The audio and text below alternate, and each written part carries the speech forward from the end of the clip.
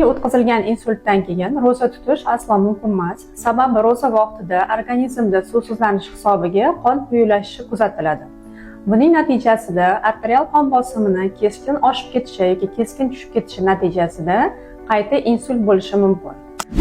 Insultdan so'ng kamida 3-6 oy vaqt o'tishi kerak va shunda ham bemor ahvoli stabil bo'lsa, nevrolog va terapevt ko'rigidan keyin tavsiya berilsagina ro'za tutish mumkin.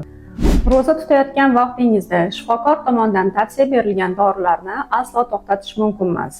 Shifokor berilgan tavsiyalar dorilarning orasida qon suyultiradigan, davleniyani tushiradigan dorilar bo'lsa, siz uni ichmay qo'ysangiz, qayta insult xavfi kuzatiladi. Agar insult o'tkazganingizga ko'p vaqt bo'lgan bo'lsa ham, lekin qo'shimcha surunkali kasalliklar mavjud bo'lsa, yurak yetishmovchiligi, buyrak kasalliklari yoki qandli diabet kabi kasalliklar mavjud bo'lsa, ro'za tutish tavsiya etilmaydi.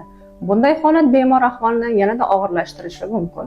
O'tkazilgan insultdan keyin agar ro'za tutmoqchi bo'lsangiz, albatta kerakli tekshiruvlardan o'ting va shifokorga murojaat qiling.